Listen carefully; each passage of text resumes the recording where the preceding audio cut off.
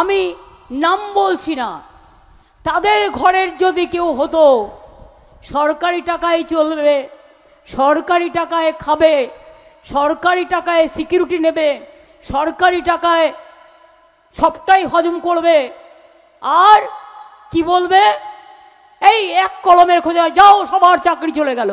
আপনার নিজের ছেলে মেয়ে চাকরিটা চলে গেলে আপনি ভাবতেন না? একবার ভাবতেন না? আজ যদি কোনো ছেলে মেয়ে আত্মহত্যা করে তার দায়িত্ব আপনারা নেবেন? আমি সেই জন্যই বলছি, চিন্তা করবেন না, আমরা আমাদের সাধ্য মতো আমরা কেসটা লড়ব, এবং আমরা মানুষের পাশে আছি। যে শিক্ষক শিক্ষিকারা স্কুলে চাকরি করছেন 8 বছর ধরে, তাদের একটা সামাজিক সম্মান হয়নি? যারা স্কুলে পড়ায় কোথায় যাবে? স্কুলগুলোতে মাস্টার কোথা থেকে আসবে? স্কুলে বাচ্চারা গিয়ে বসে থাকবে, ওখানে বিজেপির লোকেরা গিয়ে পড়াবে না আরএসএস পড়াবে? জিজ্ঞেস করুন, বোমা ফাটিয়েছে, বোমা। বল, অনেক বোমা বাজাতে শিখেছিস না? মানুষের চাকরি খেয়ে বোমা।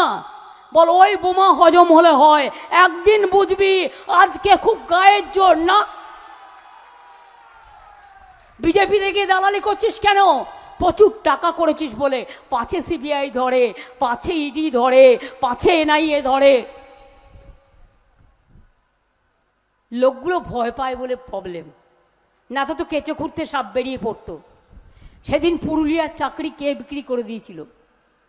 যদি আমি নামটা বলি, নামটা আমি বলবো না, আপনারা খুঁজে নিন, আমার ইশারাই কাফি। জিজ্ঞেস করুন কত লোকের বিনিময়ে কত কি করেছো। যারা দিয়েছে টাকা তারা ভয়ে মুখ খোলে না। সবচেয়ে বড় কুকর্মটা করেছে যে, কার নাম বড় গদ্দার। কোর্ট কি রায় দেবে তুই জানলি কি করে? তুই দুদিন আগে বলে দিলি বোমা ফাটাবো, এতগুলো বাচ্চার জীবন কেড়ে নিয়ে নাচছিস, নেচে নেচে বেড়া। একদিন মনে রাখবি, যারে তুমি নিচে ফেলো সে তোমারে বাঁধি বেজে নিচে, আর পশ্চাতে রেখেছো যারে সে তোমারে পশ্চাতে টানিছে।